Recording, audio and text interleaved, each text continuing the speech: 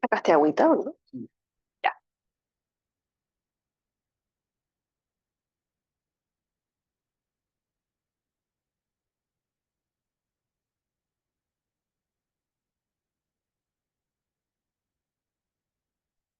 Ya, muchísimas gracias.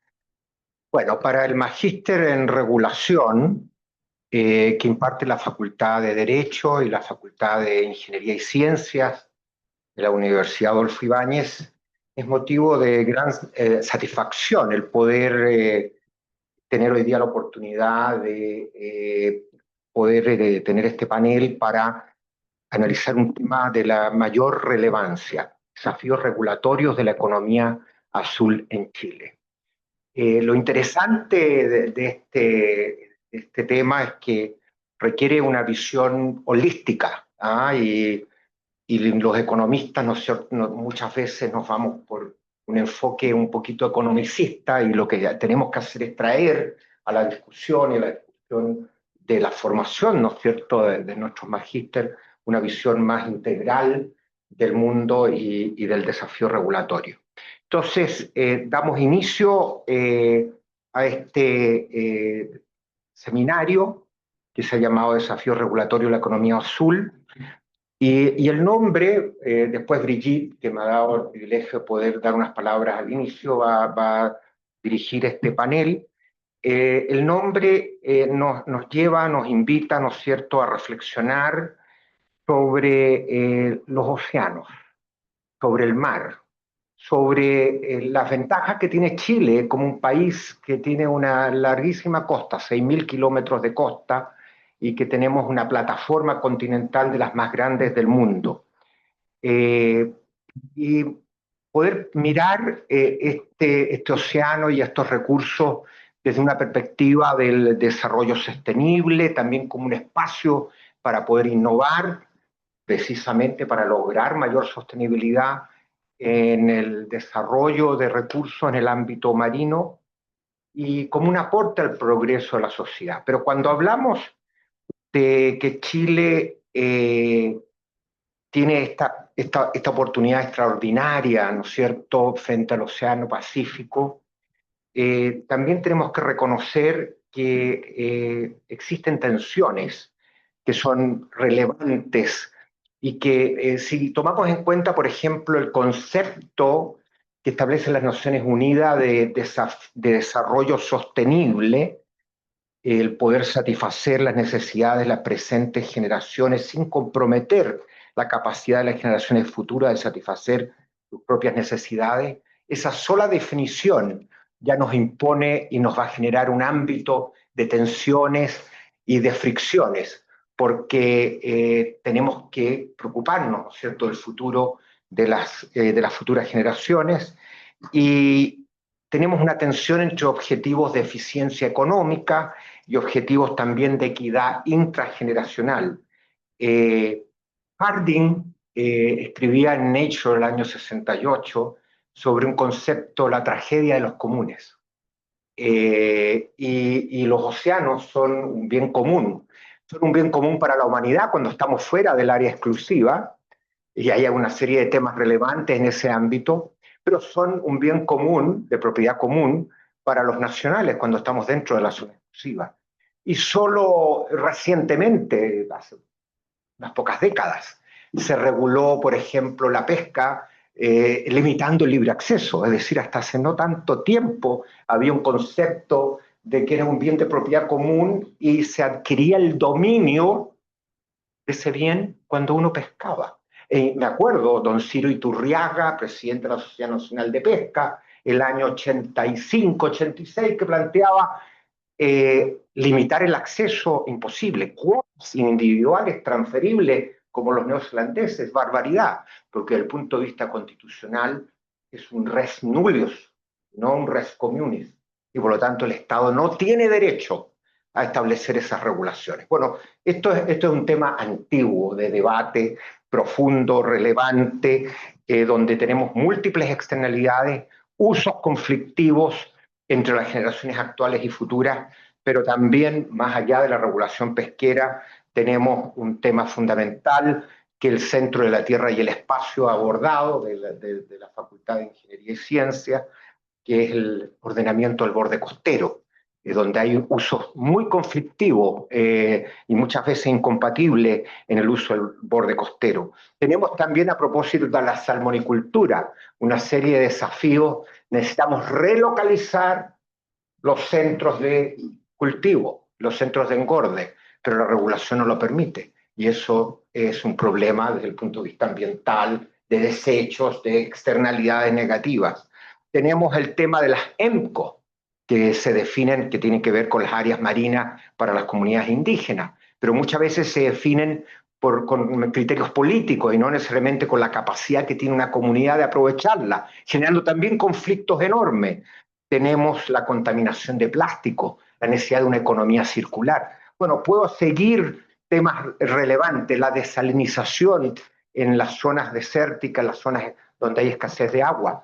El poder, eso tiene también impactos en la vida marina. Hay múltiples temas. Desde el punto de vista regulatorio, estos temas los vemos en el magíster de regulación y suponemos que van a ser abordados, ¿no es cierto, Brigitte?, en la discusión que viene. Pero antes de ir a la discusión del panel, María Paz Acuña, académica de la Facultad de Ingeniería y Ciencia y también investigadora del Centro de Ciencia, el Centro de la Tierra y el Espacio, un centro que está en creación, nos va a dar una visión panorámica sobre el concepto de economía azul. Así que yo mismo voy a educarme un poquito, aunque voy a tener que salir anticipadamente.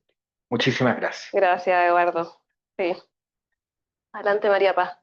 Muchas gracias, Eduardo, por la introducción y gracias a Brigitte también por convocarnos a todos y la voluntad de poder hacer esto posible.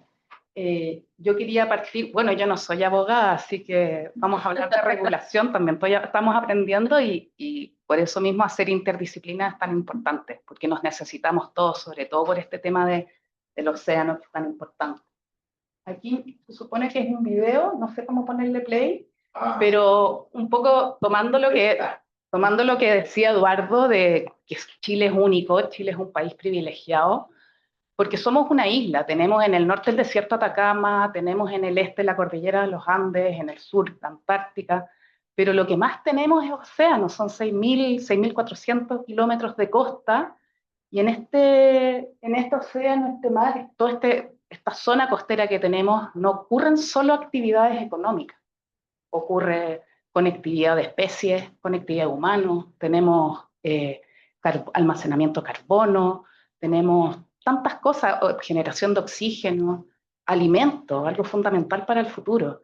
Y también, como señaló Eduardo, el tema de las generaciones futuras, yo creo que es súper importante el tema de la sustentabilidad para dejar como está para las generaciones futuras, pero yo creo que el futuro es hoy, porque ya no hay futuro, tenemos que tomar decisiones hoy y por eso es tan importante el tema de la regulación, porque ya no hay tiempo, ya estamos atrasados en el tiempo. Y ahí surge este concepto de economía, que es más que actividades, es tratar de armonizar todos los temas ambientales, económicos, sociales, que haya justicia social también, ¿ya? Y por eso habla mucho y contribuye a los objetivos de desarrollo sostenible, que es el 14, pero además de otros, como de equidad de las personas, de justicia social, de generación de empleo. Y ahí nace este nuevo concepto de economía azul, que aparte de abarcar ámbitos tradicionales como el transporte marítimo, la pesca, los puertos, la construcción y reparación de naves, incluye estas nuevas industrias emergentes que pueden venir y que ya se están nombrando, como por ejemplo la minería submarina, que es un tema que nos va a venir. Si no tenemos regulado eso, vamos a perder la biodiversidad marina y tantas otras cosas que debemos proteger, porque si no nos quedamos también sin comida y somos parte de este planeta, ¿no? Y están todos estos otros ámbitos emergentes y prioritarios que abarcan este enorme concepto de economía azul, que es la acuicultura sustentable, energía, la biotecnología, tanto conocimiento que el mar genera y el océano genera que todavía no conocemos, siempre estamos descubriendo especies nuevas. Turismo sustentable también. Entonces Chile tiene una capacidad enorme de generar todas estas actividades y que estas actividades sean compatibles entre ellas. Por eso pongo este dibujo lleno de actividades en el océano y cómo conocer estas compatibilidades tan importantes, y Chile está en camino en ello.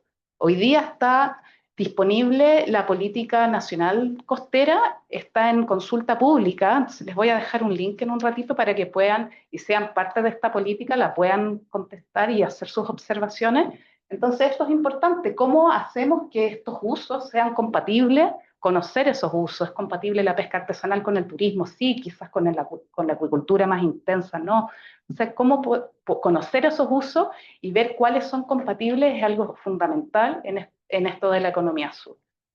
Queremos entonces, es importante la economía azul porque si no la tenemos bien regulada, puede deteriorar el mar, como lo vemos en este mar, con plástico, con contaminación. Pero queremos una economía azul limpia, ¿cierto? Que haya oxígeno, que haya biodiversidad, que se genere todo. Entonces ¿cómo estamos en Chile? Estamos con esta política nacional costera que está hoy en día actualizada después de 30 años. La política antigua era del 94, 30 años que no se había actualizado.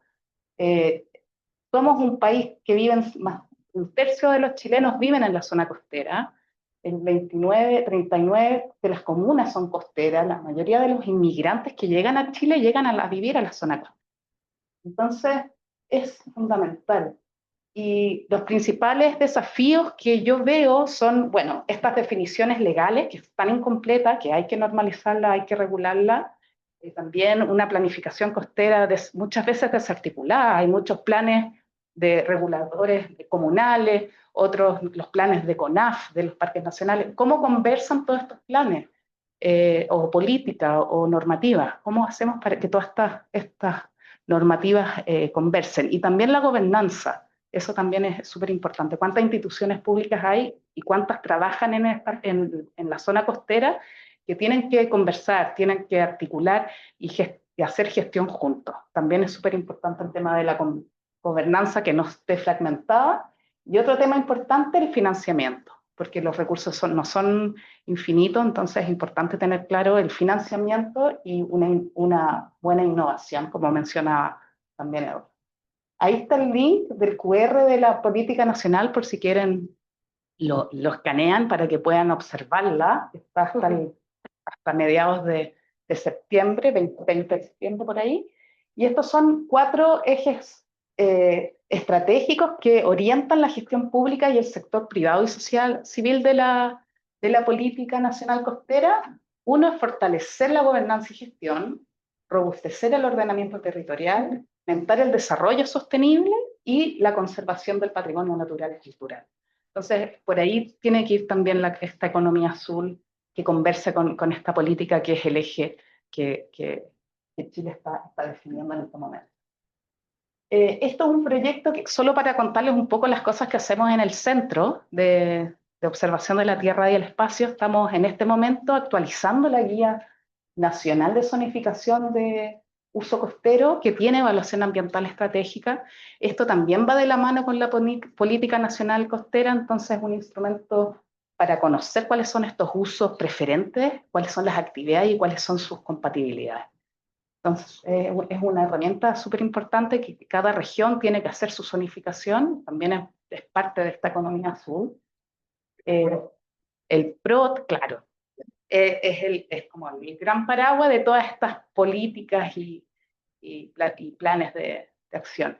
Esto es algo muy importante, una plataforma que desarrollamos desde CISAIRO, pero que ahora lo tenemos en la universidad, que es DataCube Chile, que es una plataforma que trabaja con distintas imágenes satelitales. Uno puede también subir sus propios datos, información, para monitorear en tiempo real y también revisar el pasado. Tenemos imágenes satelitales desde el 80 hasta ahora, satélites que pasan cada 16 días pueden tomar fotos de todo el territorio chileno y de Latinoamérica también. Entonces acá es una mina de oro de toda la información que tenemos y todos los análisis que podemos hacer en tiempo real, o alertarnos tempranamente de cosas que suceden en el mar, el calentamiento del agua, o si hay algo a plum, o distintas cosas. Entonces es súper bueno conocer, usar estas herramientas, usar ciencia aplicada para que nos apoyen a la toma de decisión. Por ejemplo, acá podemos ver cómo con este Data Cube pudimos sacar la productividad primaria del mar desde el 80 hasta ahora. Entonces es información súper importante.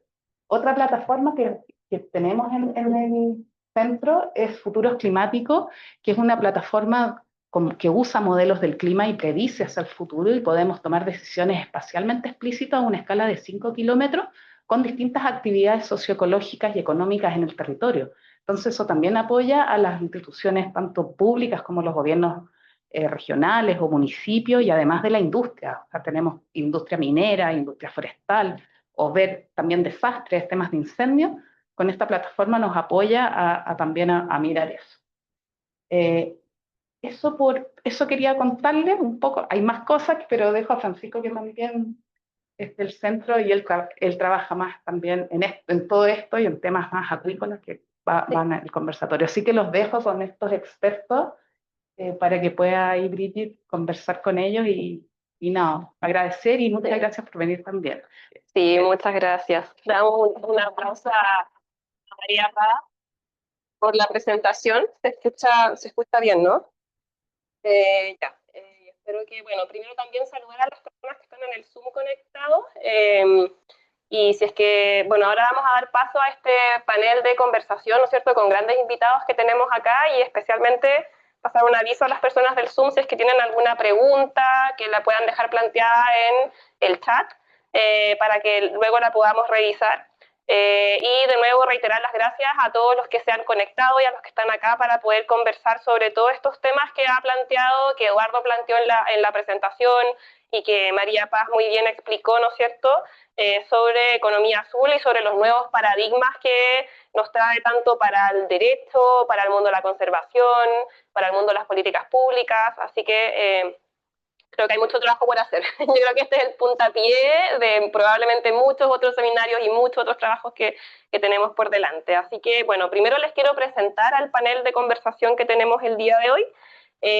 Un excelente panel, les doy las gracias a todos por haber venido. Primero quiero presentar a Ulrike Brochek, quien es la subgerenta de sustentabilidad de Fundación Chile y además es líder de la iniciativa Escenarios Hídricos 2030. Ulrike es química ambiental de la Universidad de Chile y lleva más de 20 años trabajando en temas claves como son la gestión integrada de recursos hídricos y la sustentabilidad en nuestro país. Desde Fundación Chile, Ulrike ha liderado diversos proyectos en materia o en colaboración público y privada, así que tu experiencia, Ulrike, es muy valiosa para todos nosotros, así que estamos súper contentos de que hayas podido venir. Luego voy a presentar a Arturo Brandt. Arturo es el actual presidente de la Asociación Chilena de Derecho Ambiental. Arturo es abogado de la Universidad Diego Portales y también es máster en Derecho Ambiental por Vermont Law and Graduate School de Estados Unidos. Arturo cuenta con una vasta experiencia en materias de derecho ambiental, cambio climático, energías renovables, ESG, financiamiento climático también. Y también se desarrolla en el ámbito académico como profesor adjunto en Vermont, en la cátedra del Global Energy Law and Policy. Es asesor experto en materias ambientales, trabajando en conjunto con diversas entidades como CLG Chile, el Comité de Sostenibilidad de AmCham, y también y especialmente es director de la Fundación Kennedy para la protección de humedales. Así que estamos muy contentos también, Arturo, de tenerte acá en este foro, y invitando también en representación de Achidam, que dirige, bueno, del cual también yo soy parte, y me parece que es muy fundamental incorporar a más abogadas y abogados en las discusiones de política pública, que son sumamente relevantes, mezclar los mundos de la economía, de la ciencia y del derecho. Luego voy a presentar a Rodrigo Sánchez, quien es desde 2022 el director ejecutivo de la Fundación Capital Azul, fundación que se ha destacado por la creación de refugios marinos en la costa de nuestro país y por el trabajo conjunto con las comunidades locales en torno a la pesca artesanal. Rodrigo es ingeniero comercial y también ha sido docente en varias universidades del país en temas de ecoturismo, navegación e industria asociada, tanto en Santiago como en el sur de Chile, así que tiene una gran presencia regional. Instructor profesional de buceo también, y desde hace mucho tiempo vinculado a actividades en torno al borde costero y la gestión sustentable de recursos marinos. Así que también estamos muy agradecidos, Rodrigo, que estés formando parte de este panel. Y finalmente, Francisco de la Casa, Francisco Bravo, es profesor asistente de la Facultad de Ingeniería y Ciencias de esta universidad, bueno, y trabaja muy de la mano con María Paz. Francisco obtuvo su doctorado en oceanografía en la Universidad de Dalhousie, en Canadá, y es biólogo marino de la Universidad Austral de Chile. Tras completar su formación, Francisco se ha desempeñado como investigación en la Fundación CISAIRO y ha desarrollado una amplia experiencia en planificación espacial marina, en interacciones ambientales en acuicultura, cambio climático y evaluación ambiental estratégica. Publicado también en revistas internacionales sobre acuicultura, así que estamos también muy contentos de tenerte acá, Francisco, aportando tu conocimiento, y también agradecer de nuevo a María Paz Acuña, que es doctora en Ciencias de la Universidad de Chile y que también trabaja en la Facultad de Ingeniería y Ciencias de la universidad. Así que, en particular, muy agradecida a ustedes por también ser parte del empuje de esta actividad. Así que bueno, sin más preámbulos y agradecerles de nuevo a todos porque estén acá, vamos a partir con una primera ronda de preguntas donde vamos a conocer un poco en qué están estas distintas iniciativas y organizaciones en torno a ciertos temas de economía azul. Vamos a hablar de agua salada, humedales, pesca artesanal, así que ahí nos vamos a ir pasando por muchos temas. Y también si tienen preguntas, los podemos hacer hacia el final del panel, ¿ya? Bueno, voy a partir con Ulrike, nuestra invitada, bueno, todo en el marco de la actividad de Fundación Chile, ¿no es cierto? Sabemos que dentro de los desafíos regulatorios y de políticas públicas que tenemos últimamente es este uso del borde costero, ¿cierto? Que María Paz ahí nos ilustraba, que se está, digamos, discutiendo la nueva política nacional que incide en muchas actividades económicas, sociales, de conservación y de uso.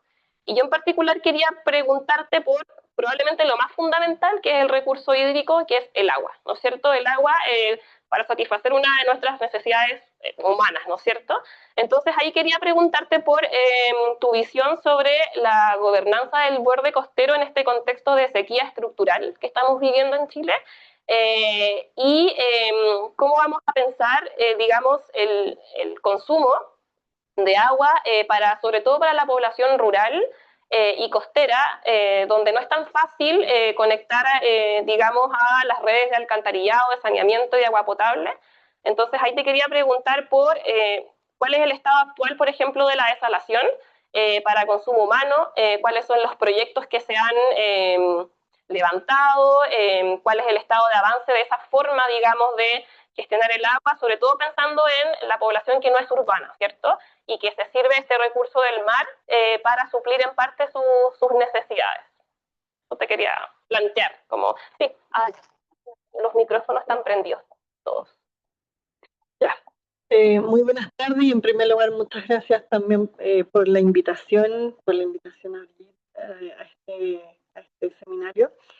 Ya, bueno, desde la perspectiva hídrica, lo que puedo mencionar respecto de la gran costa que tenemos y de la desalación como una solución evidente que es muy recurrente y que está muy fuerte en la agenda hídrica.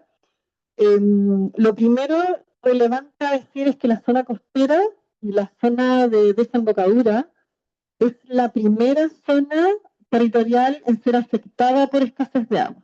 Cada vez que tenemos una escasez, es la primera zona en verse afectada por esa escasez hídrica.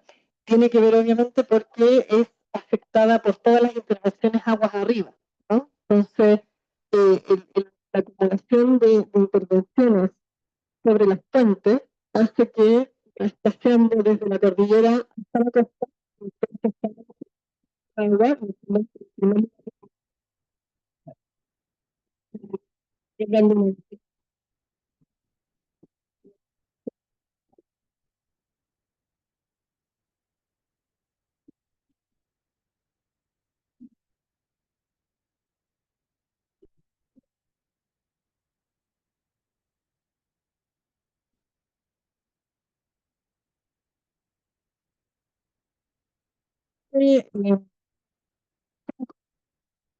una situación amenazada, ¿cierto? Muy vulnerable en relación a la voluntad. Y que siempre viene siendo a nivel de la cuenca. La hidrografía es una base para la funcionamiento de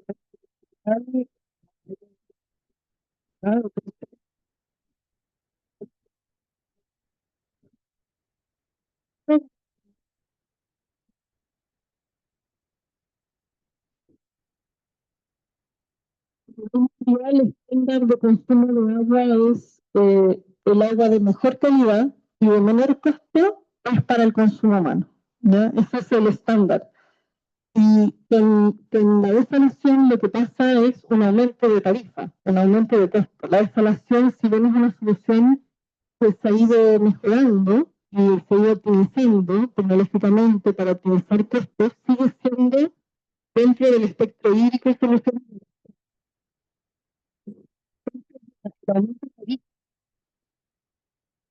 de empezar a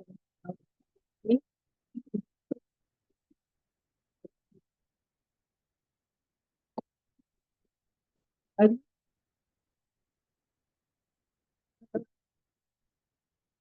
un sanitario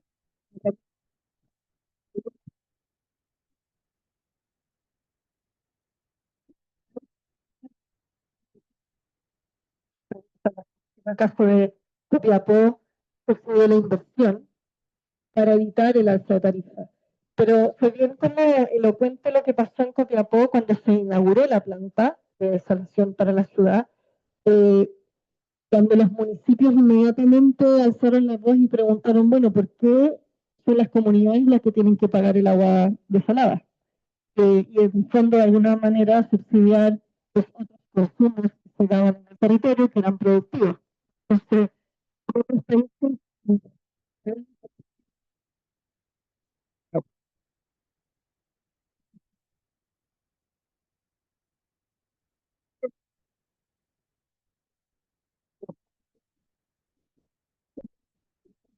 tienen una política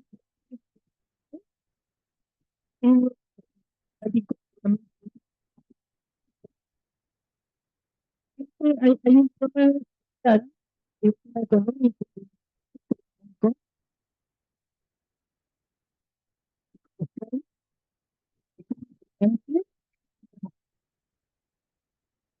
que realmente está puesto hoy día en la agenda como la solución muchas veces. Es como hablamos mucho de desalación y hablamos poco quizás de otras soluciones.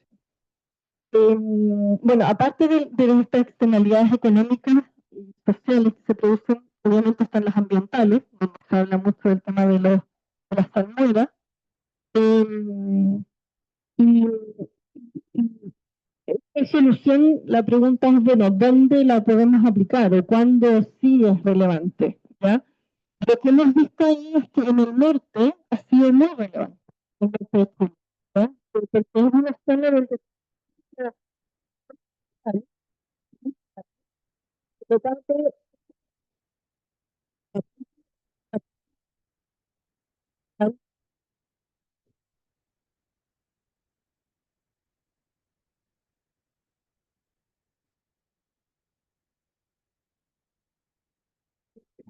en el norte, la demanda de agua con ah, potencialmente hemos instalado desalación en el norte, nos mueve la aguja. O sea, si el consumo de agua en el norte es de 1, 2, hasta 4 metros cúbicos por segundo, en zona centro es de 100 a 300 metros cúbicos, ¿cierto? Entonces, una planta desaladora de 1 metro cúbico por segundo en el norte nos mueve mucho la aguja para el desarrollo, ¿no? Entonces ahí ha sido una solución como bien relevante. Pero cuando miramos en la zona centro, y ahí nosotros hemos estudiado mucho, por ejemplo, la cuenca del Maipo, cuando miramos el espectro de soluciones, vimos que la desalación en la cuenca del río Maipo, de todas las soluciones que podemos hacer, nos puede aportar el 9% del volumen de agua, de todas las soluciones que podemos hacer para cerrar brecha de agua en el Maipo, se lleva el 73% de la inversión total que habría que hacer. Y la eficiencia, o sea, el uso más eficiente del agua, la gestión de la demanda, en el Maipo nos puede entregar el 73% del volumen de agua, pero solamente con el 19% de la inversión. Entonces, la pregunta es, ¿por qué vamos a hacer desalación si en realidad hay una oportunidad en eficiencia que es mucho más costo-beneficiosa?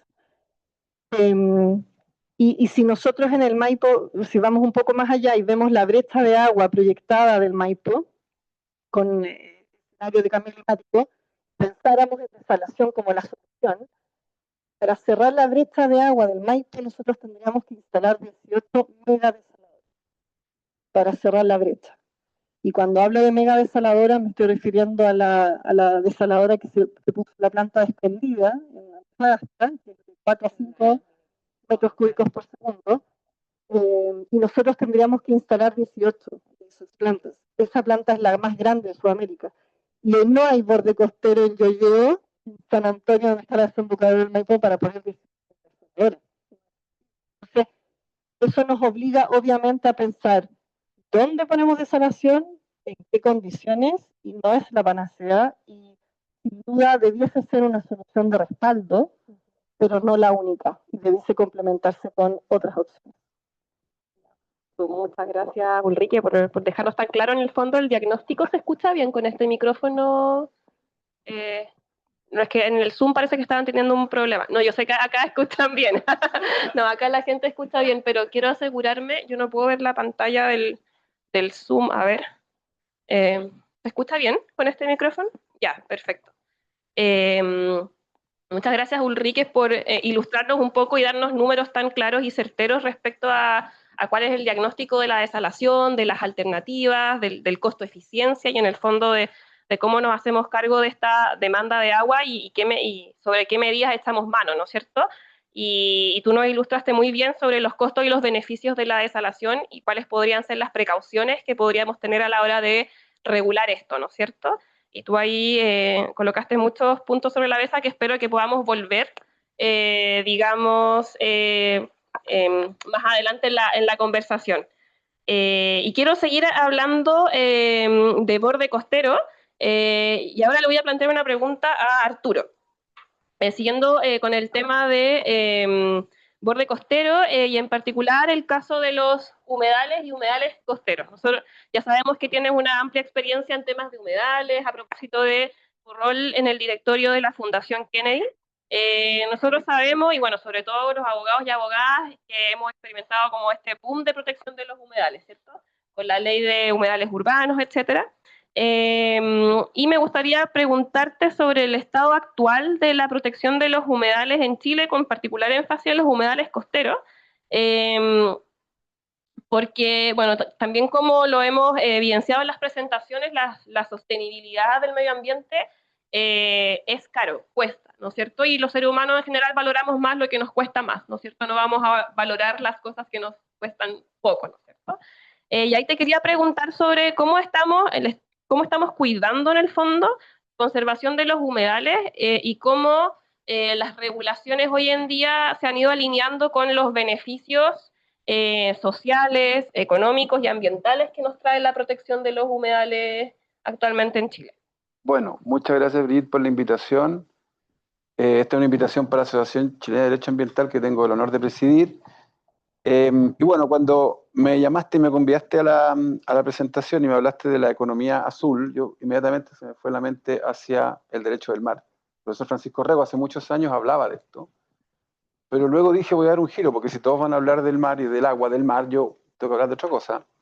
Además soy director de una fundación que protege los humedales que se llama Fundación Kennedy, y dije, bueno, yo voy a hablar sobre economía azul desde el punto de vista de los humedales. Los humedales son ecosistemas que son indispensables para la vida humana. Para que ustedes tengan una idea, alrededor del 8% de la superficie terrestre está cubierta por humedales. Esos son casi 12 millones de kilómetros cuadrados, y eso equivale a casi 16 veces la superficie de Chile, ¿ya? Hoy día, nosotros en Chile tenemos 44.000 humedales, tenemos 135 humedales urbanos declarados. La meta es doblar eso tenemos 13 sitios 16 sitios Ramsar, perdón, y recientemente una ciudad humedal que es Valdivia, ¿no es cierto? Y engarzando un poco con lo que tú indicas, tenemos algunos humedales costeros, el humedal de Mantagua, el humedal de Chañaral, Laguna Conchalí en Los Vilos y la desembocadura del río Valdivia. Hoy día no hay protección de humedales costeros, ya lo que tenemos es una ley de humedales urbanos del año 2020, obra del senador Alfonso de Urresti, ¿no es cierto? El cual es una ley bien chica, ¿no es cierto? Bien corta, tiene 5 artículos, pero sí da pie para que se dicte un reglamento posteriormente, y en ese reglamento se incorporan algunas obligaciones de carácter regulatorio. Por ejemplo, se incorpora en los humedales, en los instrumentos de planificación territorial, se modifica el artículo 10 de la ley 19.300, bases del medio ambiente, y cuando uno quiere desarrollar un proyecto que está en área de influencia del humedal, tiene que entrar al sistema de evaluación ambiental, ¿no es cierto? Del mismo modo, los humedales se encuentran en la ley de delitos ambientales, y el recientemente creado SBAP, ¿no es cierto?, en el artículo 39 genera, y quiero hablar un poco más de eso ahora y después quizá, sistemas de compensación. Como novedad, y esto es muy importante y muy meritorio del Ministerio de Medio Ambiente, la nueva Contribución Nacional designada incorpora los humedales como fuentes de mitigación. Los humedales son llamados los Ferraris de la mitigación, puesto que los humedales secuestran carbono en tasas muchísimo más altas que los bosques. Y es por eso que nosotros tenemos que proteger los humedales, porque como se ha dicho, los humedales no solamente son secuestradores de carbón, se llaman también los riñones del mundo porque purifican el agua, son sumidores de carbono, son refugios de aves migratorias que vienen de Alaska, llegan hasta la Antártida y paran a descansar en los humedales, ¿no es cierto? Y son elementos indispensables para nuestra biodiversidad. En consecuencia, los humedales, hoy día la mirada que nosotros tenemos en la Fundación es que deben ser una oportunidad, ¿no es cierto? ¿Y por qué estamos hablando de una oportunidad? Los humedales tienen un montón de beneficios, el SBAP habla de las compensaciones, y yo por ahí quiero enfocarme un poco, ¿no es cierto? ¿Cuáles son los beneficios o cómo yo puedo generar beneficios a partir de un humedal? Hoy día nosotros tenemos regulaciones de compensación en las resoluciones de calificación ambiental, tenemos compensaciones voluntarias, la industria minera está trabajando muy fuerte en eso, en compensar su impacto ambiental en humedales. En esto quiero destacar la labor de TEC y la labor también de Anglo American, que están trabajando fuerte en esto, ¿no es cierto? Bien, hay un tema que viene que se llaman los créditos de biodiversidad, ¿no es cierto? Y esos créditos es un símil, digamos, al tema de los créditos de carbono, salvo que el activo, en vez de ser una tonelada reducida de CO2, es una unidad a determinar de conservación, ¿no es cierto? Entonces yo puedo generar algún valor al humedal al transformarlo en una unidad transable. Ya, esto es medio difícil de entender, pero te explica un poco mejor con los bonos de carbono. Y ya han existido algunas transacciones en que hay compradores de créditos de biodiversidad, y ahí donde el llamado es a dirigirse a buscar este activo en los humedales.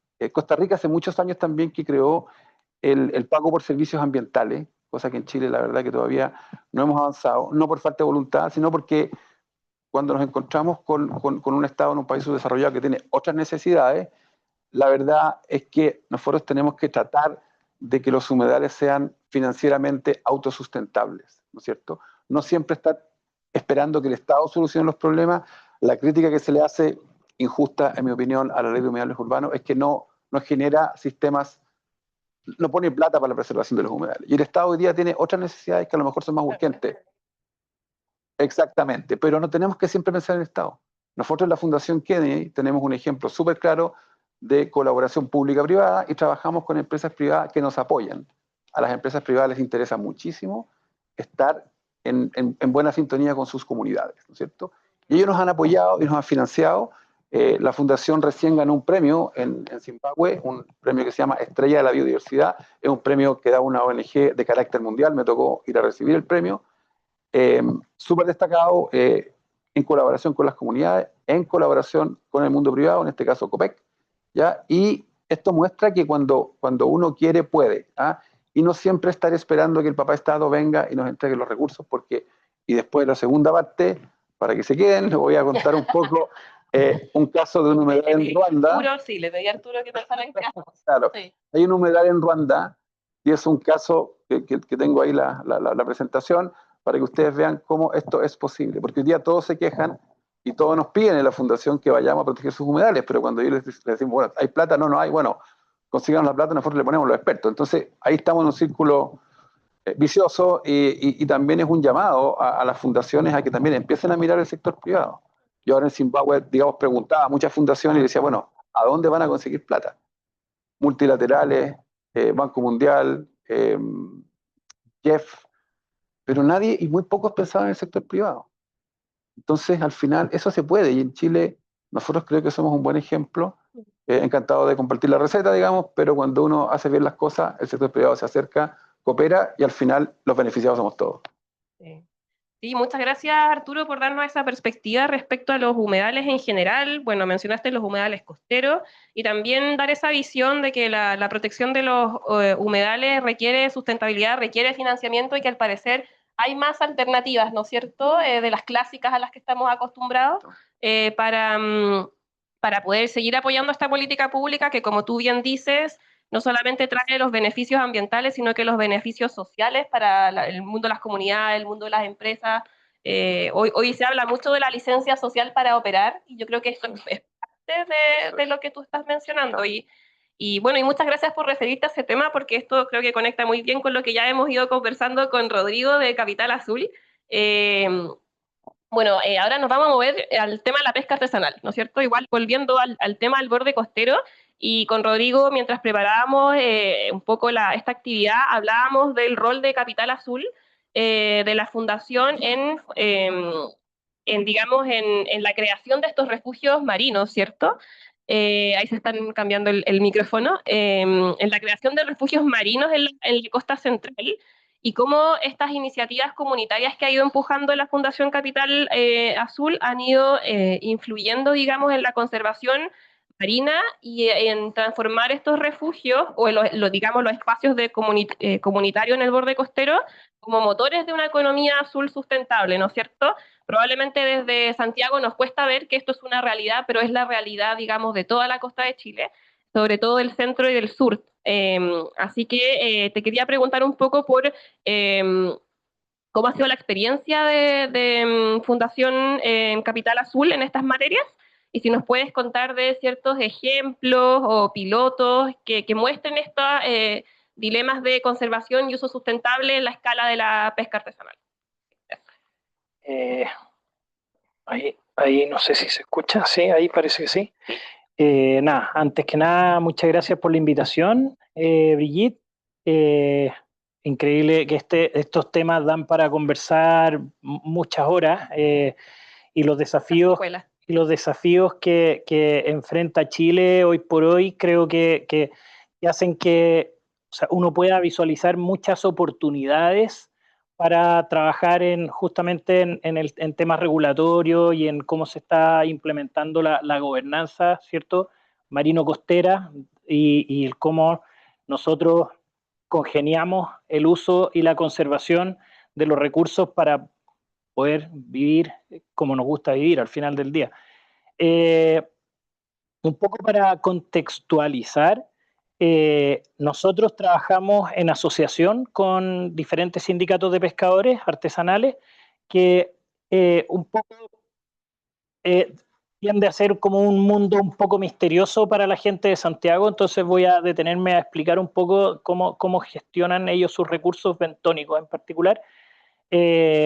Los pescadores artesanales hoy por hoy, la gran mayoría de ellos están agrupados en sindicatos de pescadores que explotan recursos bentónicos. Los recursos bentónicos son los recursos que viven en el fondo marino, ¿ya? Y ahí las clásicas pesquerías que ellos extraen de sus áreas de manejo son los locos, lapas y erizos, para hacerla corta.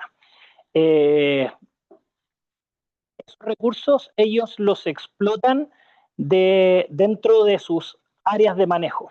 Estas áreas de manejo que ellos administran son áreas de explotación que ellos mismos administran y que fueron implementadas a los comienzos del año de los 90, luego de que se visualizara o que nos enteráramos al final que nos habíamos comido todos los locos y que ya quedaban pocos recursos. Entonces las comunidades pesqueras estaban un poco, digamos, amenazadas en términos de su subsistencia. Se implementa el modelo de áreas de manejo y el modelo quedó como quedó. Se armó un área, o sea, se determinaron estas áreas de explotación y se innovó poco después en términos del cómo se gestionaban estas áreas de manejo. Con el tiempo también se fue evidenciando que estas áreas de manejo se fueron transformando en pequeños refugios para la vida marina. Algunos sindicatos la administran bien, otros menos bien, otros muy bien y así, pero hubo poca innovación en torno a esta figura de área de manejo.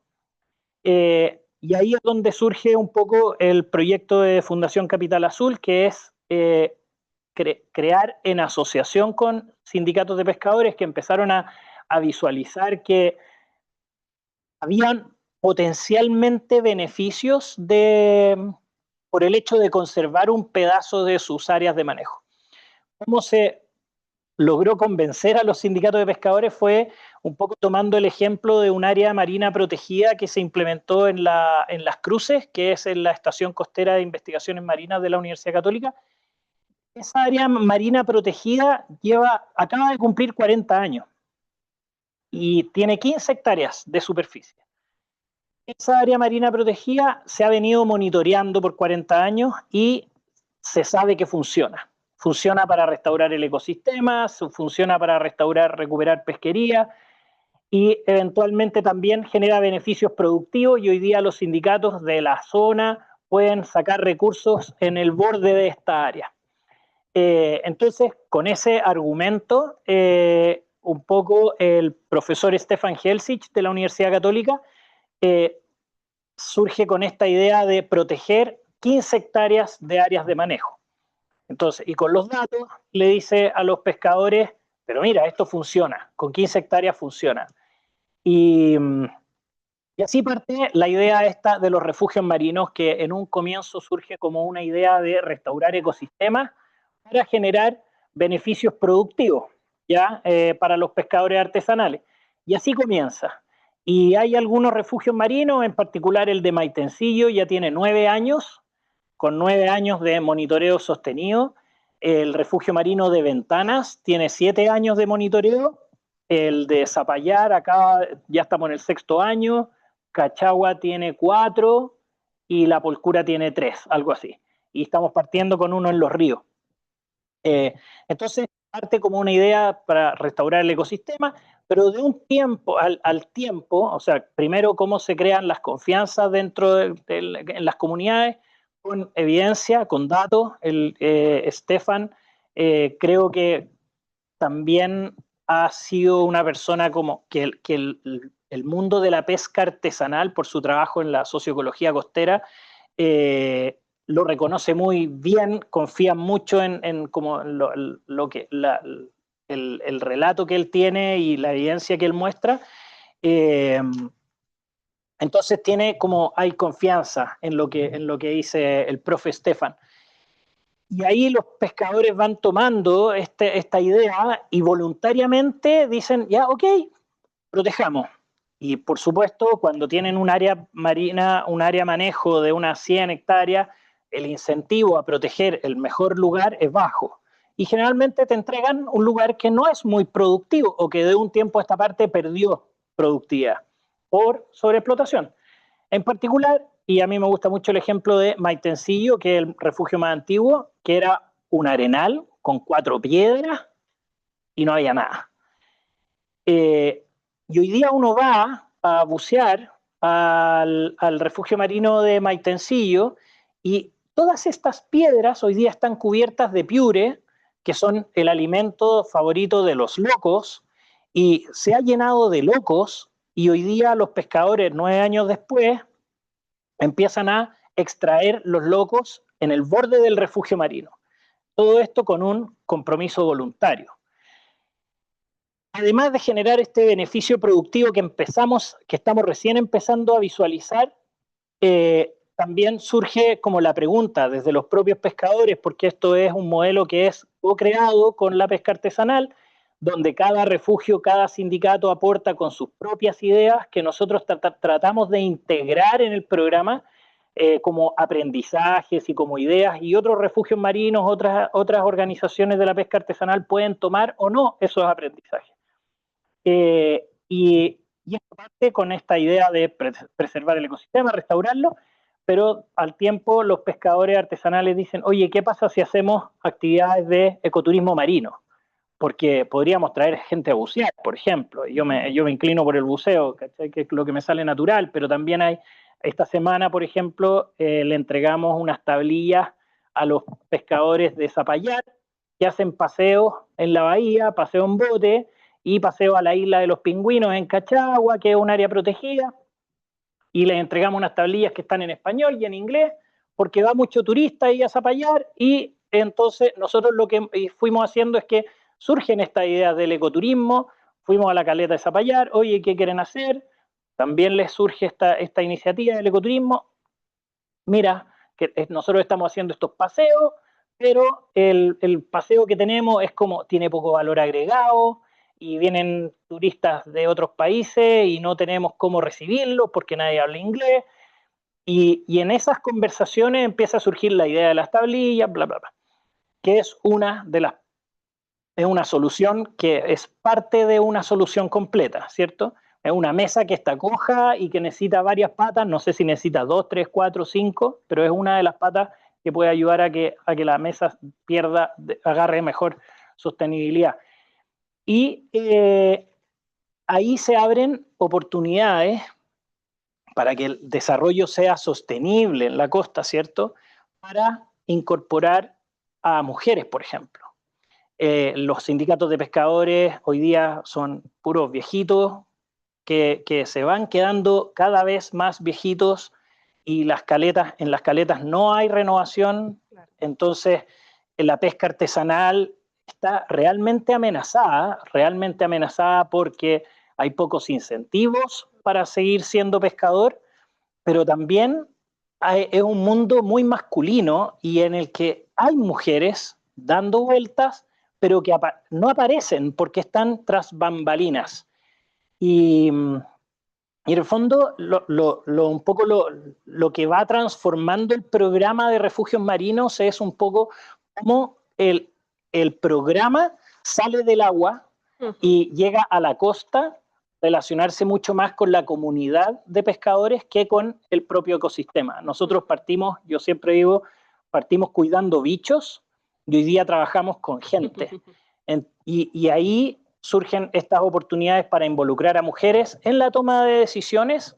Por ejemplo, en un sindicato surge, en particular el de Maitencillo, surge la idea de crear una comisión para la administración del refugio marino. Y en esa comisión incorporaron a mujeres. Y a nosotros, pero es demasiado obvio. Y fuimos a los demás sindicatos de pescadores y le dijimos, oye, ¿qué pasa si hacemos una comisión para la gestión de los refugios marinos? Y ahí aprovechemos de poner a mujeres. Y todos han ido tomando esa idea y hemos empezado a involucrar a mujeres y a involucrar a jóvenes. Y empieza a darse tiraje para que en el fondo haya renovación dentro del sindicato. Y eso es parte importante de estos ingredientes que hacen que la gestión costera se pueda hacer de manera sostenible.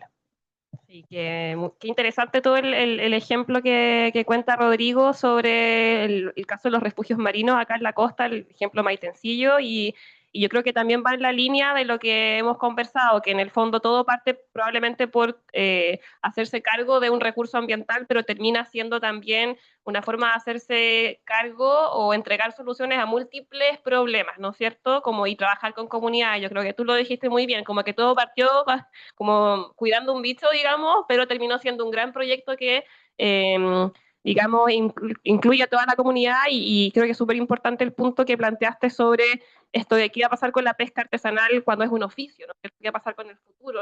¿Los jóvenes estarán optando o no por esa forma de vida? Creo que también ahí hay un desafío pendiente, así que eso está muy, muy en línea, y Y después probablemente en la segunda ronda, que va a ser tal vez más cortita, ahí te voy a plantear algunos temas sobre financiamiento y conservación, que también fue lo que planteó un poco Arturo. Así que muchas gracias. Y ahora voy a pasar a Francisco, que como yo les había contado, Francisco ha investigado de manera bastante profunda el desarrollo de la acuicultura en Chile, ¿cierto? No solamente desde su desarrollo académico, sino también involucrado de manera bien activa en proyectos con múltiples actores y por eso teniendo un desarrollo de actividad de campo bastante importante en la acuicultura. Entonces, bueno, nosotros estuvimos conversando a propósito de la preparación de este evento y quería preguntarte por, en general, tu visión del desarrollo de la acuicultura en Chile. Bueno, Rodrigo Capital Azul nos hablaba de la pesca artesanal, que es una, digamos, una escala mucho más pequeña, pero la acuicultura en Chile, tal vez a más grande escala, representa variados desafíos y no solamente a propósito de las nuevas regulaciones del borde costero, sino que también las nuevas regulaciones de la acuicultura. Entonces ahí quería preguntarte cómo ves tú el desarrollo de las políticas públicas en acuicultura en Chile, hablando del marco institucional que tenemos y cómo este marco institucional ha ido, digamos, en pro de la mejora de esta industria, sobre todo en el sur de Chile, digamos, en el fondo ahí es donde está el corazón de la acuicultura en nuestro país. Super. Bueno, yo creo que también partir diciendo, como dijo Paz, que no soy abogado. Pero obviamente durante los últimos años trabajando hemos estado en la obligación y necesidad de trabajar con abogados porque es re importante el trabajo más interdisciplinar, no solamente con los abogados, sino con otros especialistas sociales o no sé, oceanógrafos, todas las áreas que se vinculan, digamos, con este concepto de la economía azul y el manejo integrado de las zonas costeras, ¿cierto? Entonces, bueno, como que la pregunta un poco entendí que iba orientada, primero que nada, como entender cómo hemos avanzado, ¿cierto? Y con foco, digamos, un poco en la acuicultura. Entonces, o sea, tengo harta experiencia trabajando en acuicultura, pero yo creo que siempre es bueno partir diciendo que la acuicultura es una industria que tiene varias décadas de desarrollo y que obviamente durante todo ese desarrollo, ¿cierto?, ha ido creciendo y ha ido evolucionando y ha ido mejorando, yo creo, significativamente las prácticas, ¿cierto?, y los estándares y la incorporación de tecnología. Entonces, no, la industria hace 20, 30 años atrás no es la misma de hoy día, ¿cierto? Eso no quita, obviamente, que la industria no haga a veces cosas mal, porque hay algunos errores que se cometan, ¿cierto? Y esos tienden, de hecho, a hacerle mucho daño a la misma industria y al medio ambiente y a la sociedad. Entonces yo creo que eso es bueno como aclararlo, pero en ese contexto yo creo que como mirando los avances que hemos hecho y después quizá un poco los desafíos, quería como primero mencionar que la normativa yo creo que evolucionando de una buena manera, ¿cierto? Siempre va más lento de lo que uno quiere. Pero hay conceptos como el enfoque ecosistémico, ¿cierto? El concepto de enfoque ecosistémico, que es central dentro de este concepto de manejo con enfoque integrado, ¿cierto? Que ya empezó a permear en las políticas, o sea, en las normativas. Está en la ley de pesca y acuicultura, está en la ley de cambio climático, por ejemplo, y también en la estrategia nacional de biodiversidad. Y eso es un primer paso que yo creo que es súper importante, porque nos da puntapié para empezar a trabajar el tema, ¿cierto? Hace años atrás nosotros trabajamos en CISAIRO en un proyecto importante que buscó incorporar el enfoque ecosistémico en la acuicultura. Y falló, yo creo, bastante, entre otras razones porque no había un marco regulatorio que nos acompañara, ¿cierto? Y que hubiesen obligaciones dentro de la institucionalidad pública para poder trabajar ese tema, ¿cierto? No había un mandato dentro de Cernapesca o de Subpesca de abordar estos temas. Entonces eso hizo, digamos, que la adopción o que el impacto de esa iniciativa fuese súper limitado, ¿cierto? Pero también hay otras cosas que creo que son importantes mencionarlas, que son progresos importantes que yo creo que se está haciendo en el país, que siempre introducen complejidad en todo caso, ¿cierto? Uno es la evaluación ambiental estratégica. Nosotros estamos trabajando hoy día en un esfuerzo importante por generar o apoyar a FAO y al Ministerio de Defensa y al Ministerio de Medio Ambiente en elaborar una nueva guía de zonificación costera, pero que incorpora la evaluación ambiental estratégica. Y no sé si ahí es necesario volver al concepto de evaluación ambiental estratégica, porque no todos lo conocen. Yo tuve que aprender mucho de eso en el proceso, ¿cierto? que siempre hago como la misma analogía, que en realidad que como cuando uno hace un proyecto de un emprendimiento, ¿cierto? Un proyecto industrial, digamos, siempre se tiene que someter a lo que se llama la evaluación ambiental, o sea, las evaluaciones de impacto ambiental o declaraciones de impacto ambiental, ¿cierto? En el contexto de las políticas, las leyes, las normativas, existe el símil de eso es lo que se llama la evaluación ambiental estratégica. Entonces, se hace una política o se hace una zonificación o cualquier planificación territorial y la evaluación ambiental estratégica busca incorporar estos criterios de sostenibilidad, ¿cierto? Eso es un avance, yo creo, importante, que no tiene, que obviamente también tiene desafíos porque no es fácil de implementar. Son procesos complejos y le estamos metiendo más pelo a la sopa, como se dice en buen chileno, ¿cierto? Y no es el único tema, pues ya se mencionó, no sé, incorporar las soluciones basadas en la naturaleza, como se relaciona con los humedales, ¿cierto? O otros desafíos como el cambio climático, que lo hacen siempre complejo. Pero estamos avanzando, ¿cierto? Estamos avanzando en distintos frentes. Creo que el desafío más importante hoy día tiene que ver con ir operacionalizando y simplificando los procesos, porque lo estamos complejizando, yo creo, pero hay que ver cómo en la práctica, ¿cierto? Por ejemplo, en una guía de zonificación eso se simplifica lo más posible, ¿cierto? Porque al final del día el que tiene que implementar esos procesos son funcionarios públicos, ¿cierto? Que muchas veces tienen que trabajar con recursos limitados, por ejemplo, para poder hacer una zonificación. Y eso es un poco el desafío, ¿cierto? Otra cosa en la que he visto buenos avances que también todas de alguna manera rozan con acuicultura, también de alguna manera, y con el contexto más amplio de todas las industrias costeras, tiene que ver con el concepto de capital natural, que hoy día el Banco Central está trabajando fuertemente en esto del desarrollo de metodologías para evaluar el capital natural, y que a mí me vuela la cabeza porque me parece una aproximación muy interesante de incorporar. A mí también. Cuando se habla de la naturaleza como un capital, ¿cierto? Y se pone a la par con lo que es el capital producido y el capital humano. Esa aproximación hoy día no está incorporada en todo lo que es la planificación espacial marina, y se necesita, yo creo, avanzar en eso. Eso como más para quizá, no sé si es necesario avanzar ahora, pero estamos haciendo progreso en lo que se llama la evaluación de capital natural, y yo creo que se puede seguir, importante seguir avanzando en eso.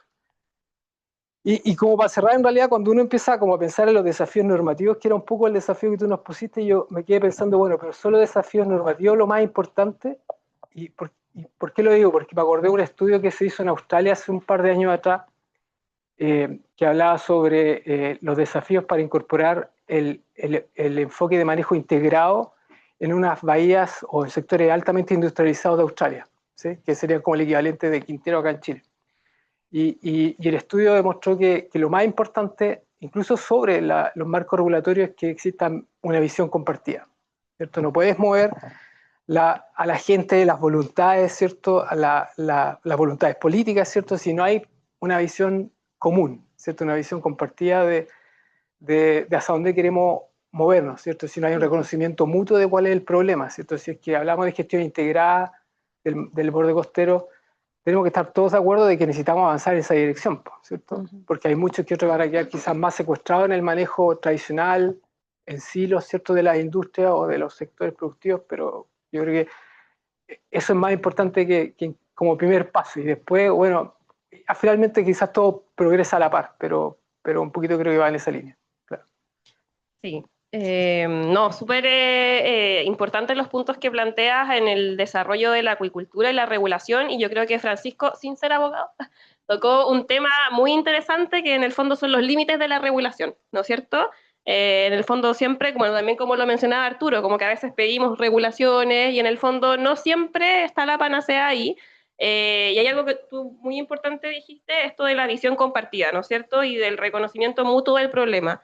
Pareciera ser que sí, probablemente requerimos regulaciones en el tema de acuicultura, y tú mencionaste que se ha ido avanzando y que por parte de la industria hay una mejora tecnológica, ¿no es cierto?, en cuanto a la producción,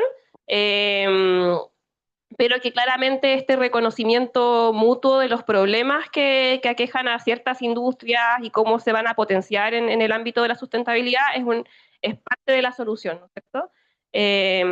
Yo creo que, bueno, ahí te quiero preguntar por el tema de la producción en aguas abiertas, que también lo conversamos, pero quiero ahora, y en virtud del tiempo también, plantear una segunda ronda, tal vez más cortita, y preguntarles como por, tal vez, como o el gran problema que ustedes ven, por ejemplo, dentro de su sector, por ejemplo, en el tema de, bueno, Ulrike ya lo mencionó, en el tema de desalación, o en cómo gestionamos nuestra necesidad de tener recursos hídricos para todos, como cuál es como el mayor desafío que tendríamos que atravesar, digamos, para poder hacernos cargo de este problema de sequía estructural y de gestión de recursos. Si nos puedes como ilustrar tal vez como el gran punto, digamos, de quiebre para poder avanzar. Y ahí les voy a un poco repetir la misma pregunta a todos nuestros invitados. Sí, buena pregunta. Yo escuchando como todas las reflexiones, digamos, puestas, me pregunto cómo, como frente a todos esos esfuerzos que se están haciendo de áreas protegidas, cómo conversa, por ejemplo, con el impacto que puede tener la infraestructura puesta encima, como la desalación, como la solución que hoy día está muy puesta en la agenda para resolver la crisis de agua, que es además de alcance nacional. O sea, en el fondo la crisis del agua no es solamente del norte, sino que ha avanzado al centro y ahora va al sur. Entonces, ¿cómo conversan? Veo que es como un impacto tan grande, sobre todo el esfuerzo que se está haciendo para regenerar o recuperar zonas de costeras, ¿no? Nosotros no, en materia hídrica, para resolver el problema hídrico, no tenemos una política hídrica, no tenemos una institucionalidad hídrica, no hay un plan, ¿no? O sea, estamos como muy atrasados. Entonces, claro, como que la desalación se propone como hemos a lo largo de la historia de la mirada hídrica propuesto soluciones mágicas, como la carretera hídrica por la zona costera, todo esto había una, ¿cierto?, submarina, la desalación, y bueno, entonces no tenemos esta institucionalidad que pueda ver, bueno, cuál es la solución, cuáles son las coordinaciones en esta solución. Entonces, ¿qué pasó en el norte? Que tuvimos una proliferación de proyectos de desalación, muchos ya instalados, varios en cartera, y con miradas individuales, o sea, en el fondo cada empresa poniendo su propia desaladora para poder sostener su producción, sin un ordenamiento, y ahora está, después de haber generado todo ese impacto, y que en todo caso en zonas de pesca sí hay bastante como quizás no monitoreo, pero sí evidencia de la zona de pesca del efecto que ha tenido la salmuera. Cómo se coordina y ahora cómo se generan sistemas más integrados que además se puedan hacer cargo de valorizar la salmuera, por ejemplo, de reusarla para algún fin y no descartarla de regreso. Entonces, bueno, ese es un desafío, ese es un tema. Como poner sobre la mesa, ya que estamos como en el magíster de regulación, como hay un proyecto de ley hoy día para regular la desalación, ¿ya? Y hace un par de semanas atrás me llegó la noticia, digamos, de que había una indicación puesta desde de la Mesa de Medio Ambiente, de la Comisión de Medio Ambiente, de criterios ambientales para regular la localización de la desalación. Y en el Ministerio de Hacienda se eliminó la indicación completa. La Comisión de Hacienda, claro. Entonces, claro, la Comisión de Hacienda. Entonces, bueno, lo pongo sobre la mesa porque como no sé qué se está regulando, porque en el fondo la regulación ambiental al menos se eliminó. Entonces, tal vez falta esa mirada intersectorial, que es lo que muchos han destacado acá. Como ahí ver qué pasó con eso y qué va a pasar con ese proceso de ese proyecto de ley, qué es lo que está regulando, y bueno, y en definitiva, porque el problema al final no es del desafío de la desalación, sino que es el desafío más bien de la planificación y del ordenamiento, y cómo eso ocurre bien para el tema hídrico. Entonces, lo dejo hasta ahí nomás para no extender. Gracias, Ulrike. Sí, y en la misma línea y haciéndome también cargo, nos han llegado unas preguntas del Zoom. Bueno, yo le voy a dar la palabra a Arturo, para que nos cuente un poco del ejemplo que yo le había contado, que le había pedido que un poco pensáramos, porque uno de los grandes desafíos de la economía azul es su sustentabilidad económica y financiera, ¿cierto? Y como tú contaste, Arturo, como que pareciera ser que hay alternativas más allá del presupuesto nacional, ¿no es cierto? Y que podríamos contar con muchas otras fuentes de financiamiento.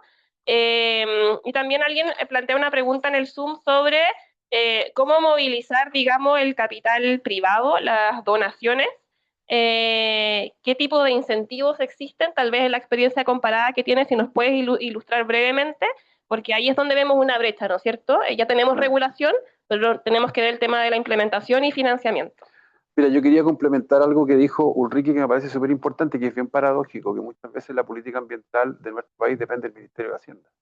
Porque el Ministerio de Hacienda quien determina cuáles son los recursos, nuestra contribución nacional designada, aunque parezca, repito, paradójico, pasa por el Ministerio de Hacienda, porque ahí hay que ver si hay plata o no hay plata para cumplir, ¿ya? Dicho sea eso, y respondiendo a tu pregunta, y esto es bien provocador para el mundo donde yo me muevo, que es el mundo más verde, ¿no es cierto? Yo creo que para poder resolver muchos problemas ambientales tenemos que crear un caso de negocio para la naturaleza, ¿ya? ¿Y eso qué es lo que significa? Eso significa que es más fácil conservar cuando hay un incentivo económico para conservar. Eso lo vemos súper claro en el caso del comercio de emisiones transables, lo vemos súper claro en el caso de los bonos de compensación, y por cierto que la regulación es muy importante y hemos avanzado mucho en eso, pero la regulación también no debe olvidarse de crear los incentivos económicos para que el sector privado se suba arriba de este carro. El sector privado es responsable del 85% del PIB de nuestro país, de modo tal de que nosotros no lo tenemos a bordo de este tremendo desafío que es la conservación, nos vamos a olvidar, ¿no es cierto? No lo tenemos a bordo, no tenemos mucho que hacer. En consecuencia, tenemos que tratar de que ser autosostenibles financieramente.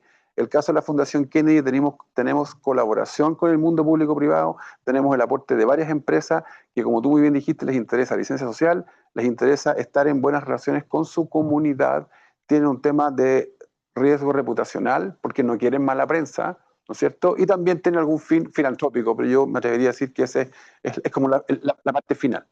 El caso de estudio, yo estando en Zimbabue, conocí una persona de Ruanda que nosotros nos ganamos un premio por el humedal Aguala Chimba, un premio Estrella de la Biodiversidad, y este señor se ganó 3 premios. Entonces yo dije, bueno, ¿qué es lo que me falta para llegar a los otros 2? ¿O qué es lo bien que hiciste? Bueno, este es un parque, un ecoparque de 121 hectáreas que se llama Nyandungu, ¿no es cierto? Ecoparque. Que partió con una donación de $4 millones, y hoy día este parque, y ahí yo creo que nosotros podríamos replicar, cobra una entrada, porque también entrega algo a cambio, ¿no es cierto? Claro. Tiene lugares para hacer eventos, tiene fotografía comercial, tiene actividades de pintar las caras para los niños, actividades de yoga, tour guiado, arriendo de scooter, venden comida, ¿no es cierto? Lo que tú decías. Entonces, así esto se financia solo, y como los números no mienten, les voy a contar, un 90% de satisfacción de los visitantes, han avanzado en el tema de las especies que tienen dentro del humedal, ¿no es cierto? Arturo está acá con muchos gráficos y documentación importante en el caso de estudio, sí. 25.000 especies, han restaurado 5 lagunas, tienen lugares de alojamiento de aves, tienen casi 100 especies nuevas, ¿no es cierto? Número de visitantes, año 2022, 45.000, 2023, 67.000, y 2024, 75.000 personas visitan eso anualmente. Y él tiene un KPI de ir aumentando un 10% cada año en cuanto a ingresos y en cuanto a visitantes. En cuanto al número de ingresos, 2022, $116.000, 2024, $158.000. Entonces, se puede, ¿ya? A través de la tarifa, en este caso. Él cobra, y la gente la gente está dispuesta a pagar por un servicio cuando es un buen servicio. Si yo voy a ir a un humedal y no voy a ver nada y está sucio y tengo algún riesgo de que, bueno, riesgo físico, obviamente que no voy a querer pagar y voy a alegar. Pero si yo tengo un lugar para hacer eventos, tengo un lugar para ir con mis niños, tengo arriendo de scooter, puedo hacer yoga, puedo tener un restaurante, obviamente que eso va a funcionar. Y para eso la verdad es que no se necesita mucha plata. Y el gran mensaje que yo veo en el mundo de las ONG es que vamos todos detrás del mismo donante, que son las multilaterales y que son los gobiernos. Y hay un sector privado que es enorme, que también tiene mucho más recursos, mucho más rápido, muchas menos preguntas, y que yo creo que hoy día tenemos que no olvidarnos de eso y dirigir la mirada en ese sentido. Y eso se puede hacer, y en la Fundación Kennedy tenemos muchos ejemplos de cómo lo hemos hecho. En la medida de que uno haga un buen trabajo, que sea un enfoque científico, y ahí no hay ningún problema. Ya, muchas gracias, Arturo, por contarnos de este ejemplo comparado que, claro, pone énfasis, ¿no es cierto?, en la tarifa de un gran parque de 100 y tantas hectáreas, ¿no es cierto?, Sí. Y que proveyendo ciertos servicios asociados, digamos, al cuidado del humedal, se fomenta que las personas vayan y que se autosustente en el largo plazo. Y bueno, tú dijiste, los números no mienten y esos números han crecido tanto en financiamiento como en número de visitantes, ¿no es cierto? Y crea trabajo también. Y crea empleo, que también es otro desafío importante de la economía azul, que en el fondo es poder suplir necesidades humanas con lo que tenemos, ¿cierto? Rodrigo, bueno, ya nos queda poco tiempo, y en cuanto a los desafíos que quería plantearte, como cuáles son los desafíos de digamos, la escalabilidad de los refugios marinos, porque son espacios, digamos, ¿no es cierto?, ¿cómo se dice?, controlados, ¿no es cierto?, ya sea por el impacto de la ley bentónica o bien por la forma en que esto se despliega. Entonces quería preguntarte si en la capacidad de expandir, digamos, el ejemplo de los refugios marinos y cómo incorporar la participación, digamos, de los actores, ya sea de los pescadores, de las organizaciones de mujeres, y también atraer más el tema del financiamiento y cómo lo incentivamos, y en la misma línea de lo que conversaba Arturo. Bueno, para nosotros, yo soy ingeniero comercial, no soy abogado. Para nosotros el gran desafío es que los refugios marinos sean un buen negocio. Eso es para nosotros la conversa que tenemos con los pescadores artesanales, y ese es el desafío que hoy día estamos, yo te diría que metiéndole cabeza con ganas. Surgen oportunidades con el sistema de certificaciones de biodiversidad, la retribución por servicio ecosistémico y todos estos reglamentos que son parte, están creándose en el marco de la ley SBAP. Pero son, de nuevo, son patas de una mesa que se tiene que tiene más patas. Entonces, nosotros vemos que hoy día el desafío, como los refugios marinos entraron a la ley bentónica y fueron reconocidos por ley, hoy día el desafío es escalar. Hay 700 y algo áreas de manejo en Chile, por lo tanto podríamos eventualmente soñar, yo siempre digo que yo sueño con 700 refugios marinos, pero ¿cómo financiamos eso? Esa implementación es carísima. Si es que viene, si yo, Capital Azul, creo que voy a recibir donaciones para implementar 700 refugios marinos. Entonces, lo que hemos estado haciendo ahora este año es un poco, de nuevo, meterle cabeza a la escalabilidad, y lo que estamos empezando a implementar es una escuela de refugios marinos que lo que busca es enseñarle a organizaciones de la pesca artesanal que idealmente vengan con alianzas con los municipios, con ONGs locales, con gobiernos regionales, para que nosotros traspasemos esos aprendizajes para que a nivel local vayan creando y replicando sus propios refugios marinos. De lo contrario, se necesitarían muchísimos recursos que no tenemos un Estado, o sea, tenemos un Estado que tiene que suplir otras necesidades, otras urgencias, ¿cierto? Entonces, nosotros a la hora de empezar a pensar cómo, chuta, ahora estamos en la ley, cómo lo hacemos para llevarlo a todo Chile, la manera que creemos que es la mejor es traspasar esos aprendizajes y en el fondo nosotros ver de lejos cómo estas organizaciones que al traer alianzas bajan el riesgo de implementación, van creando sus propios refugios marinos que van a tener sus propias identidades, propias vocaciones, propios desafíos también, pero eso va a hacer que el modelo vaya siendo más robusto y más rico al final del día. Entonces, por ahí nosotros creemos que va el tema de la escalabilidad y el desafío que viene con instrumentos económicos, sí, e incentivos por parte del Estado. Sí. Muchas gracias. Bueno, ahí la clave es, como mencionaba Rodrigo, el tema del partnership, digamos, de poder buscar alianzas, ¿no es cierto?, con ONGs, con instituciones del gobierno local, ¿no es cierto?, municipios, gobiernos regionales. Y el mundo privado. El mundo privado también, como lo enfatizaba Arturo, y también el tema de la potencia futura que tenga la implementación de la ley SBAP, ¿no es cierto?, estamos ahí esperando los reglamentos. que yo sé que muchos los han seguido, sobre todo en el mundo legal también los hemos estado ahí siguiendo. Así que eso es también muy importante en el fondo también para involucrar a las comunidades como tú mencionaste. Y ahora ya dándole la última palabra a Rodrigo, a ver si nos quedamos con algo de tiempo para abordar algunas preguntas. Perdona, Francisco. Francisco, ya, en cuanto a los desafíos regulatorios, ¿no es cierto? Hemos conversado algunos, y respecto de la acuicultura, cómo ayudar en el fondo a que la industria se siga moviendo en este camino de la sustentabilidad, ¿no es cierto? Que tiene mucho ensayo y error, cosas que han resultado, cosas que no han resultado. También quería preguntarte por el tema de la escalabilidad, en este caso de la acuicultura. ¿Cómo hacemos que haya un mejor manejo integrado, digamos, entre las políticas de borde costero? Y también en particular lo que conversamos, el tema del desarrollo de la acuicultura en aguas abiertas, ¿no? ¿Cómo lo ves tú? Si es viable, si es que necesitamos regulación, si estamos en un déficit regulatorio, y tal vez otro desafío que quieras apuntar como esencial para el desarrollo sustentable de la acuicultura en Chile. Ya, buenísimo. Muchas preguntas. Puedes escoger, la verdad, es una pregunta abierta, la verdad. A mí lo de la acuicultura en aguas abiertas me parece interesante.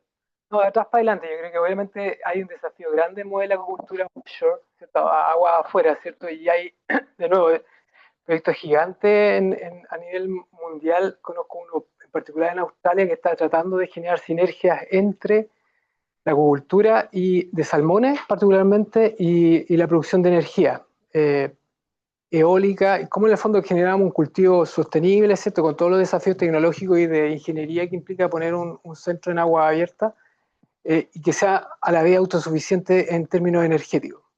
Eso todavía se está progresando y hay mucho trabajo por hacer.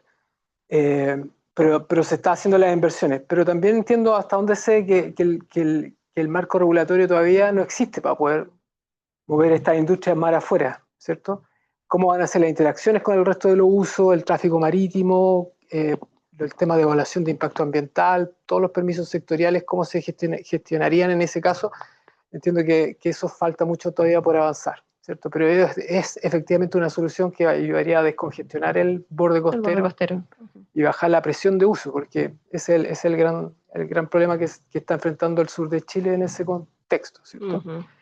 Ahora, y los desafíos como de la acuicultura, y no solamente de la acuicultura, de la pesca, del tráfico marítimo, de todas las industrias que operan en el borde costero, y los usos no productivos también tienen que ver. Hoy día se pasa mucho con el tema del reordenamiento del borde costero, como lo mencionó Eduardo al principio de su presentación. Esa es la gran traba, y hay varios factores que están hoy día limitando, ¿cierto?, que eso suceda, que tienen que ver con temas como la ley Lafkenche, ¿cierto? No es culpa de la ley Lafkenche, no es culpa de los pueblos originarios, ¿cierto? Son cómo nosotros operacionalizamos estos mecanismos y hacemos que sean más eficientes y rápidos, digamos, de operar, ¿cierto? Cómo hacemos que esas evaluaciones de las EMCO ocurran en menos tiempo, ¿cierto? Que sean más rápidas, y así un sinfín de otros desafíos, pero el reordenamiento es clave, por ejemplo, y particularmente en la región de los lagos, ¿cierto? Que es donde hay una demanda de adulto más significativa, ¿cierto?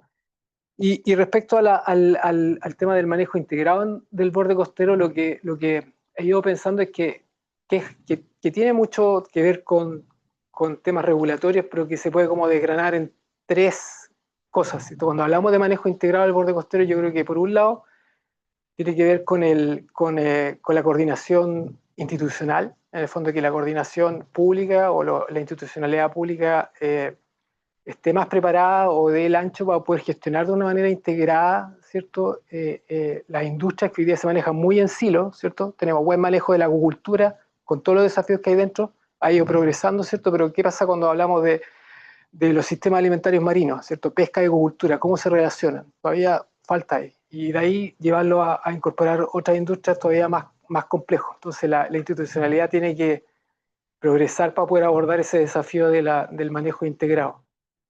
El otro que encuentro que es interesante es cómo abordamos también la integración sectorial, ¿cierto? Cómo los marcos normativos, ¿cierto?, apoyan la generación de sinergia entre sectores, ¿cierto? Como que lo mismo que les contaba, no sé, la acuicultura offshore con energía, ¿cierto? O la acuicultura multitrófica, diferentes cultivos que puedan trabajar en conjunto, ¿cierto? Y que resuelvan dinámicas complejas como reciclamiento de nutrientes, desechos de una industria que pueden ser insumos para otra industria, y eso tiene que ver con economía circular, ¿cierto? Esa es como la segunda dimensión del manejo integrado, y la tercera tiene que ver con mucho con lo que hablas tú, y yo creo, de la desalación, como la interacción entre mar y tierra, ¿cierto? ¿Cómo nos hacemos cargo, o los instrumentos de planificación en particular, se coordinan de tal manera que podamos tener un buen manejo integrado del borde costero, considerando también las dinámicas terrestres, ¿cierto? Y la necesidad y las interacciones en ambas direcciones, yo creo. ¿Sí? Por ahí va. Sí, muchos desafíos, y son parte de tu agenda de proyectos y de investigación muy, muy intensa de Francisco, que también trabaja de la mano con María Paz en muchos de estos temas. Oye, bueno, les quiero agradecer, obviamente, estamos muy sobre la hora, la verdad. No sé si hay alguien acá que tenga preguntas, o si no, sí. Ahí sí, debería funcionar. Nos quedan minutos, Bueno, pero alcanzamos a tomar una pregunta que muy sea. sencillo. Mi nombre es Ernesto Burstein, me voy a presentar por una cuestión de... Está bien, para que sí. sepan. Y me parece todo fantástico, maravilloso, pero echo mucho de menos, mucho de menos, en todo el tema del entre comillas, problema hídrico, no he escuchado en ningún momento, en ninguna intervención de todos los que estamos aquí, de cómo resolver el tema, porque no es más desaladoras, no es más. Es como darle a un enfermo terminal una autopsia, ¿sí? Seguir sacando agua del mar, desalándola, va a ser para un tiempo, para un determinado momento, pero no puede ser la solución. La solución tiene que ser a través de la regeneración de la tierra. La solución tiene que venir a través de volver a tener los campos como corresponde, sanos, con plantaciones, con abejita, con mosquita, lo digo así como para que parezca naif, pero es así, con pequeñas lagartijas, con pequeños sistemas que se empiecen a regenerar. Porque nosotros tenemos una tierra que es maravillosa. O sea, yo tengo la suerte de trabajar en terreno, en muchas plantas fotovoltaicas, una de las cosas que hago, y he visto en lugares en el medio del desierto, en el medio de la absoluta nada, como cuando vos tenés un container y después de 2 o 3 meses que está el container ahí y hay condensación arriba del techo, empieza a caer unas gotas, a las 2 o 3 semanas hay una brisnita de pasto, al rato aparece un insecto, al rato aparece una lagartija, y el desierto es súper fértil y tiene mucha agua. Entre las 2, 3, 4, 5 de la mañana, 6 de la mañana, cuando nadie está en el desierto, está lleno de agua. Vos te vas con un vehículo y tenés que poner limpiaparabrisas y tenés que poner calefacción porque te morís de frío, porque hay agua, hay mucha humedad en el ambiente. Entonces, ¿cómo capturamos esa agua? Hoy hay sistemas, ¿me entendés?, que capturan agua del medio ambiente. Sistemas que son como un equipo de aire acondicionado gigante que capturan agua atmosférica. Entonces, yo entiendo que la desalinización es una excelente medida, pero no a ese nivel. Esas mega desalinizadoras son un desastre. Igual que cualquier desastre mega. O sea, cualquier cosa que sea mega, magnífico, súper espectacular, es maravilloso por un lado, porque qué lindo, qué bueno, pero por otro lado es un desastre. Ni una célula de tu cuerpo, ni una sola célula de tu cuerpo produce 1,5 bols, y todo tu cuerpo produce 1,5 bols. Por lo tanto, de la misma manera, como lo pequeño, lo grande, como adentro y afuera. ¿Sí? Entonces, cada uno de los pedacitos de territorio, de cada metro cuadrado, debe ser capaz de volver a tener agua para volver a producir vida y así volver al círculo.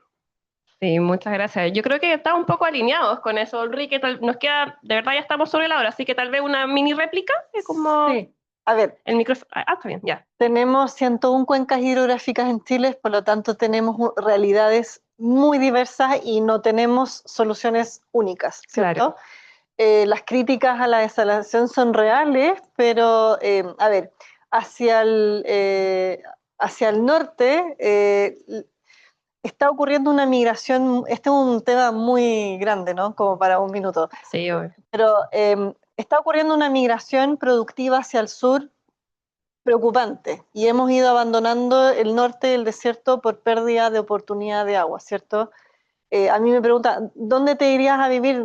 Estoy pensando irme al sur porque nos vamos a quedar sin agua. No, yo digo hay que replantar el norte, hay que volver al norte, no podemos sacrificar todo el norte y terminar viviendo en los lagos o en que ya el sur, está colapsado, claro. que va a colapsar después al final igual. Entonces, Son múltiples las soluciones, están las soluciones basadas en la naturaleza, que bien mencionaste, que son cómo fomentamos que la naturaleza funcione, como por ejemplo la conservación y la reparación de humedales, cómo cosechamos agua de lluvia. La única zona del país que está lloviendo más es el altiplano. Todo el resto del país está con menos agua. Entonces, yo cuando digo en el norte, hagamos soluciones basadas en naturaleza para cosechar agua lluvia, no, es que allá no llueve. Bueno, acaba de llover ayer en Caldera y el agua se fue. Entonces, ahí están las oportunidades de, como decía, resembrar el norte. La eficiencia la gestión de la demanda nunca la vemos en la agenda y la eficiencia en Chile es un tema clave. Nosotros usamos con un 50% de eficiencia el agua en agricultura. Un 30% del agua se nos va en los sistemas de conducción de agua potable por pérdida. Entonces, eficiencia es un tema también muy relevante, junto con las SBN, el reuso de aguas residuales tratadas, y con eso tenemos 33 emisarios submarinos que botan aguas servidas al mar. En los mismos lugares donde estamos planteando desalación, tenemos un tubo que descarga agua servida. Esa agua se puede tratar, Limpiar, claro. cuesta 70 veces menos que una planta desaladora, y podemos reutilizar esas aguas para distintos usos, ¿no? Entonces hay montones de soluciones y disculpa que no las mencioné, estaba muy enfocada en desalación y borde costero, pero sí. Sí, hay muchas, sí. Sí, bueno, muchas gracias por la pregunta. Bueno, ya estamos sobre la hora porque tenemos que terminar a las 8. Si es que hay más preguntas, obviamente nos podemos quedar acá un poco con los panelistas. Y para cerrar, quisiera darles a todos, bueno, primero a los panelistas, darles de nuevo las gracias por estar acá. Logramos un panel muy nutrido, hablamos de gestión de las aguas, hablamos de refugios marinos, hablamos de acuicultura, hablamos de humedales. Este tema da para mucho. Hay una cosa que concentra todos estos temas, que es la actualización de la Política Nacional de Borde Costero, que es la que nos introdujo María Paz. Hay muchos temas que se quedaron en el tintero, que algunos los mencionaron por Zoom, como por ejemplo el impacto de la Política Oceánica Nacional de 2018, el rol de la Armada de Chile en el apoyo, digamos, a la protección de los recursos marinos. Así que yo creo que todos nos vamos con nuevas preguntas, nuevas tareas para la casa. Y les agradecemos a todos los que están acá en la sala y también en el Zoom su presencia, y esperamos obviamente desde el Magíster en Regulación seguir abriendo las puertas para seguir conversando sobre las distintas soluciones y los desafíos que tengamos en materia de economía azul y gestión de recursos marinos. Así que muchas gracias a todos y un aplauso a nuestros panelistas. Muchas gracias a todos y nos veremos pronto.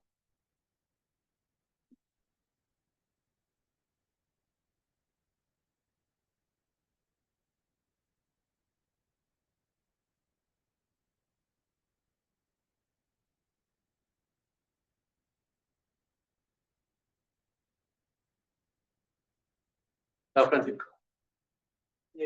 Muy buena presentación.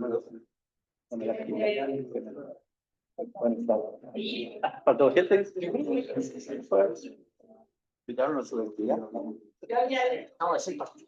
El primer año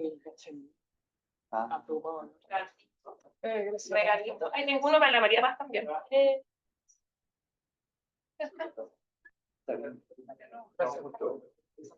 Oye, yo el video se había pegado. Salió bien. Saquemos una foto después que la mandamos al colegio. Salió entretenido. Yo se la saco. Ah, ya. Ya. Pues la mandamos al grupo. Aquí más de una cuando estoy conversando. No la he visto. Acá saquemos. No, yo creo que acá porque con el pendón se ve. Con el pendón. Déjame correr esto. Ahí, para que no lo tapen, corres un poquito. Cuidado. Los chicos. No.